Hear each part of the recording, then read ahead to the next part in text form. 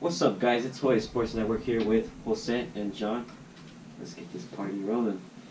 Let's start off with Marquise Morris officially joining the Lakers.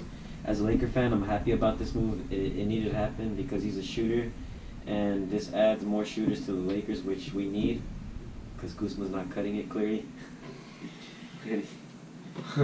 Yeah, Marquise Morris is a good addition to the Lakers, especially since the Celtics had his brother Marcus Morris, who they have very similar like playing styles. They're both shooters. They're very good on the 3-point, and yeah, it's a good addition to the Lakers. Like he said, Kuzma isn't cutting it, so they needed that one shooter to be in the team. Cause as of right now, like yeah, Kuzma, I don't know. That man needs to get traded. For sure, you guys need to trade him. And even with this addition, it could be a further trade option for Kuzma now. So the Lakers have filled in that position for Kuzma, and then they can even get another person since Marquise. Zach LaVine, who's linked to Zach the LaVine. Yeah, he's linked to the Lakers right now. Mm-hmm. I don't think he likes the Bulls though that often right now. So. Oh yeah, he's very upset. Very upset these past few days. 40 points, and then his team still lose. Mm-hmm. Yeah, I don't think any player would want Same that. situation. Same thing with Bradley Beal. Yeah. Which we'll talk about later. Yeah. Yeah, this adds less pressure to LeBron, because going into the playoffs, we can't just always rely on LeBron. He's going to need those guys who are going to outshine, have some shiny moments, and take off the pressure during the playoffs. So yeah, I think this was a good one overall. Next up, we got Dion Waiters going to meet with the Lakers. Honestly, I don't know how I feel about this one. He's a good ball handler, and I know he's had all his drama and stuff like that. If he could deal with all his drama off the court and step up and do good on the court, I'm okay with this happening. Yeah, hopefully it doesn't carry on to the team and hurt the Lakers. Highly doubt it. If anything, you guys would probably have very strict rules for him, very disciplined rules, especially knowing his history with drugs and stuff like that. So I don't know. We honestly have to see how it plays out. Right now, we can't say for sure because when he returned to the Heat, I'm not sure if he did really good with them. But yeah, we just have to see how this plays out. Next up, we got Bradley Beal. Scored back-to-back 50-point games. The last player to do this was Kobe Bryant. But the situation with Bradley Beal is he lost those 2 back-to-back games. Mm-hmm. Honestly, I feel bad for the guy. I mean, he's pulling through for the Wizards, but it's not coming through. He needs John Wall back. Honestly, he can't do it by himself. Yeah, he's acting like he's the only person there. Yeah. And it's just not cutting it for the Wizards. You know, Bradley Beal, he's scored 53 in the first game, and then 55 in the following game. I mean, what else can you expect from this guy? I mean, he's pretty much carrying the Wizards right now, and he needs more help. He needs more support to have the Wizards get over with their losing streak right now. As of right now, if this continues, he's gonna want to get traded. He's gonna want to leave and go to a better team. Yeah, traded would be the only move for him right now, because he just signed a contract extension with it too. So then, if anything, he's probably gonna wait next season when John Wall's back. yeah. And I mean, the Wizards have always been contenders for playoffs. This John Wall is this season That's why John Wall is injured, so right now they're not doing that hot. And then Bradley Beal has stepped up significantly too for them. So it'll be pretty interesting to see how that plays out next season, seeing that John Wall's going to come back. And there's speculation that he could be back this season, but I don't think the Wizards are going to be able to make it to playoffs in time. So, yeah. It'll be very, very interesting to see them both play together, seeing that Bradley Beal is doing really good for the Washington Wizards right now. So that'll be very interesting to watch for next season. Next up, we got Kyrie Irving officially being confirmed to be out for the season. I really feel bad for the Nets because this team, they were favorites to go even to the finals with KD and Kyrie joining them. But KD's out for the whole season. He's not going to come back with his injury from the finals last year. And now Kyrie, I just have no words for the Nets. I feel bad, bro. Yeah, I mean, Kyrie, he's been having that shoulder problem for a while now. Mm-hmm. And he finally went to go to see a specialist, and then they told him, you're out for the whole season. Because he had, I think, a career-ending surgery to finally fix his shoulder. But yeah, I think him playing throughout like the shoulder, I feel like that has been a problem for him since like a while now, and him playing with that probably made it even worse. He didn't pay full attention to the injury, and that's what caused him to like finally be out of the season. He probably could have prevented himself from being out of the season, but he just wanted to play through it because the Nets like They need him. they need him, yeah. So he had to play through that. And he looked like he was like trying to fight through it too, you know. He tried his best. Trying to get his form going back again. And I think he might have just pushed it a little bit too hard where he was actually playing it in the game. And then it just led to him aggravating it even more and making him out for the season. That's the worst thing you could do as an athlete, playing through an injury, because there's a chance that you can make it even worse than it is when starting. So yeah. Enough of basketball. Now we got football. We got another big tight end joining the Seahawks, Greg Olsen. For those of you who don't know, Greg Olsen is a former tight end of the Panthers, and he was part of that Panthers team that did make it to the Super Bowl. Very good addition. He's very good, just as long as he doesn't get injured, because he has been known for getting injured in his career. Hopefully, this could be good for Seahawks. After that, we got Des Bryant making his comeback to the NFL. As a Cowboys fan, I would love for Des to join us, add more weapons for Dak, but he's also being rumored to join teams such as the Saints, the Chiefs, and I believe the Patriots are also on the hunt for him. So he's not short of opportunities. I'm curious to see where he ends up. Hopefully, I would want him to end up with us, but I don't know. With all those good teams in the hood. Him going to the Chiefs would be interesting too. And going to the Saints would actually be really interesting. Saints already have a good good receiving core, and just even adding Des Bryant with it, like he was there as a Saint before. Yeah, he was. And then just having that new addition, I mean, the Saints can probably the Saints have already been robbed like twice already of the Super Bowl. And having Des Bryant coming to the Saints, possibly, that could up their chances more. So, yeah. They're up the X. Not for football. Now we got soccer. Chelsea Bayern. Chelsea lost 3-0 to Bayern at home. It's a tough loss. I really don't see Chelsea pulling a miracle at Bayern's house, even with Lewandowski out with the injury. Yeah, I don't see Chelsea. Even from the jump, I knew Bayern was going to win this. I predicted that they were going to win 3-0 at Stamford Bridge. It's just I don't see Chelsea having that same level that they did a few years back to be able to come back and beat Bayern, because Bayern has always been a strong team in Champions League. They have always been a very tough team when it comes to champions.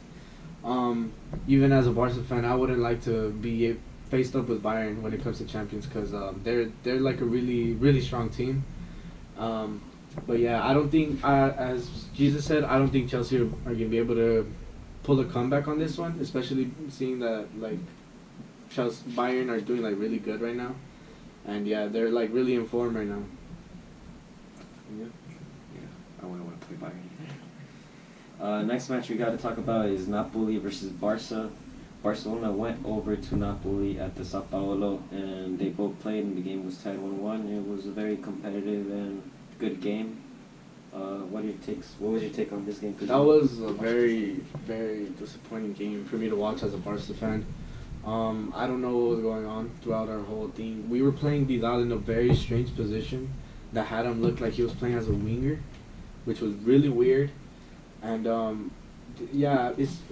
Vidal is more of like a defensive mid player. He should be on the midfield. He was going up a lot, and he wasn't, doing what he normally does, which is taking the balls away from the other team, pressuring, doing all that good stuff that he normally does with us. But that game was very disappointing. Our left back, Junior Firpo too, he didn't have a very good performance. Our defense too, they were kind of they weren't up to par with what was expected from them. Piqué specifically, he was lacking on defense. And from our Messi, Messi tries his best. He can't always do everything. The Juventus game.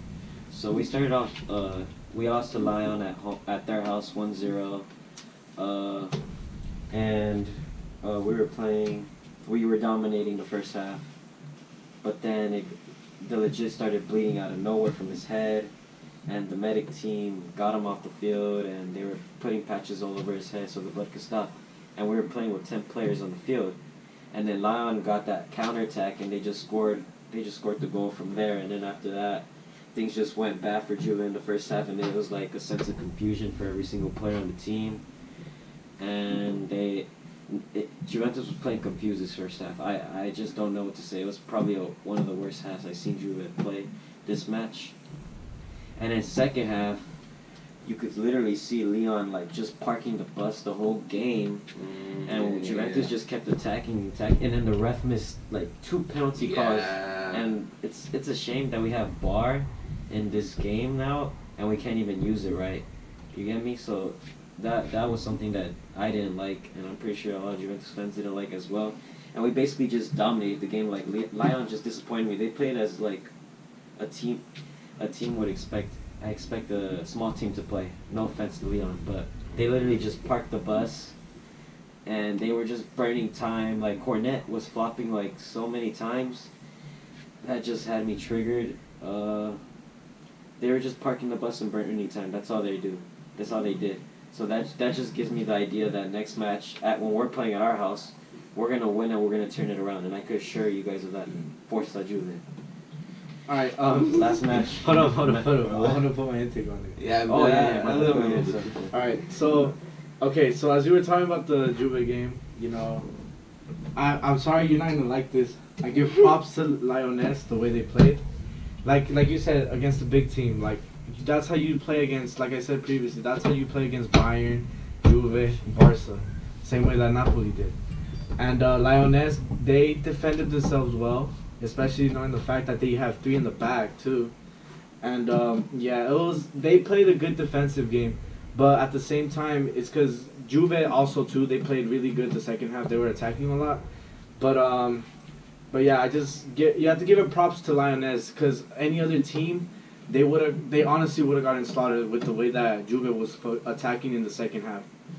It's unfortunate too, the fact that they didn't give you guys 2 penalties, very clear penalties too. Yeah, which, like you said, the VAR, I don't understand too. There's other leagues too that also have the same problem. I know the Premier League has that problem too, where they don't use the VAR the way it should be used. Like at times, it's a very clear call. Like it doesn't take the ref that much to even just check it. Like at times, they just get very lazy with VAR and they don't use it the way that it should be used. And yeah. Like Jesus said, and then I also think that Juve will most likely make a comeback the second game, cause where'd you guys play this? You guys play Lyonnais? Yeah. You guys have home advantage. I'm pretty sure the comeback will come most likely. That's true.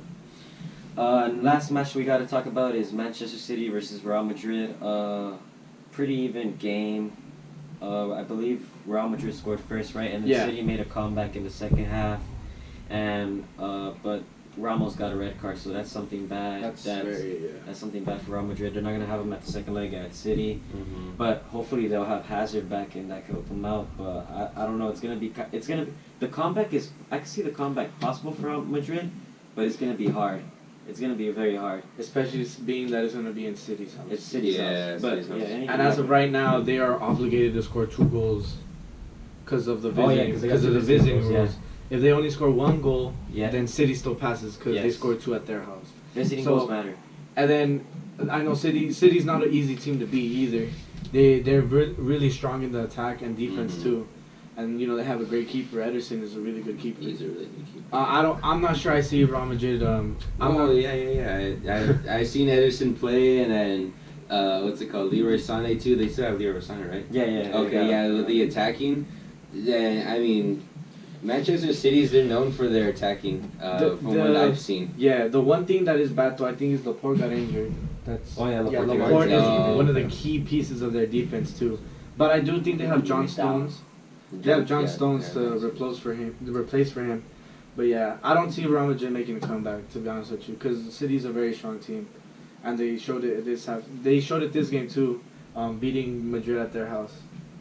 Felix and Real Madrid fans, I'm being nice. I still believe in the comeback for y'all. It's happened. Too bad. Last thing we gotta talk about is Deontay Wilder versus Tyson Fury. As I called it, the Gypsy King beat Tyson Wilder in his own backyard and took home the WBC belt. Tyson Fury, I just admire this man because he made a huge comeback in life from dealing with depression, anxiety, all the mental health issues that he's dealt with in the past. Like, he's a huge inspiration for me and many others in this world. This was very good. He knocked them down 2 times, and Wilder's coach basically threw in the towel, and the fight finished. And then Wilder just blamed. He used one of the weakest excuses. He blamed it on his uniform that he wore for his walkout. It weighed over 40 pounds, he said, and he said that's why his legs were off in the beginning of the rounds. Yeah. And Fury got him with the power. But honestly, come on, a loss is a loss. You got to take it. And what else I got to say? Wilder fired his coach, which I'm disappointed with because this coach looked out for his life at the end of the day. And you're not supposed to do that. Like, if it was any other money greedy coach, I bet they would have let you in, fight the 12 rounds hoping that you would win. But this coach knows, like, that's the thing with boxing coaches. They know when they got to throw in the towel for you. And another thing that I'm sad about, which I don't think will end up well for Wilder, is that he actually triggered the rematch clause that Fury and him had. So there will be a 3rd fight in the summer. I don't see this going well for Wilder at all. I see him losing again to Fury. And the Fury-Joshua fight should be happening hopefully December-ish, I predict. But yeah. That's what I say on that. So that was a disappointing. For me, it was a disappointing fight since they're both like some of the toughest boxers in their class. I expected more from Deontay Wilder. I don't know what was wrong with him. He was like, he wouldn't put his guard up at all. He was just looking for that one lethal shot that he's well known for. Mm-hmm. Gotta give him props for that too. Mm-hmm. That one punch could literally end a boxer. Like, he could be losing the whole fight. He throws that one punch and it's over. He won the fight. But he didn't. He looked like he was just waiting for the chance to throw that one punch. And I give props to Tyson Fury, who was pressuring him throughout the whole match too. He boxed it out really well. You know, he threw him the power shots too. And then you can also tell too that he got more muscle than from the last fight too. More weight. Yeah. But yeah, him triggering the rematch clause, I don't think that was the way he could have gone. I think he should have redeemed himself by fighting someone else and then working his way up again. Yeah. That way it could have been like more interesting. He could have been on the streak, you know. He just beat an opponent. Like, right now he's on fire. Like, he's confident that he could beat Tyson Fury. Yeah. But as of right now, like you said, I don't see him beating him at all. Yeah. Especially seeing that he fired his coach too, which I don't understand why. Like you said, he's just caring for his life. But yeah, I don't see Wilder winning the rematch when it happens. Yeah, if Wilder has even a chance trying to beat Fury, he's got to change his whole like techniques to it, because, you know, having that. Trying to throw that only one punch, trying to knock out Fury, that's just not going to cut it. I mean, Tyson Fury, he was throwing those 1-2s that was just eating up Wilder's energy and stuff. And then just those knockdowns too, they were just degrading Wilder throughout like his whole performance, and just having that one punch that's going to knock down and knock out Fury is just not going to cut it for this next match. And you know, I mean, he's got to find a new trainer too. Yeah, it's a lousy excuse too that he used. Yeah. I also saw, like, there was before that he claimed that he would sometimes spar or practice with a vest that weighed more than 42, and I was like, okay, that makes. That's how you know he's. Yeah, that's how you know he just wanted an excuse for that. Yeah. He's capping. And then nobody told him to wear a suit like that. Even if then, nobody told him to. Like, it was his choice. He should have known that it was going to be heavy as hell. So it's just a very lousy excuse. I expected more from Deontay Wilder. I didn't think he was going to be the type to pull this off, like pull off the whole excuse card. I thought he was going to take it like a man, but apparently he didn't. He found an excuse, and now he's sticking with it. At the end of the day, excuses or not, they're both human beings. It takes a lot of heart to go into the ring, and you know, we wish them both the best. And yeah, that's pretty much it for this video. I just want to end off with thank you guys for my channel has finally reached 1,000 views. I want to also thank you guys for being in my videos and helping me out. It means a lot to me, bros. And I really appreciate you guys for supporting this channel. Sports is my passion, and like I want to keep this going. Thank you guys for your support. I really appreciate it. Hoya with his boys out. Hoya Sports Network, 60 subscribers. Ciao.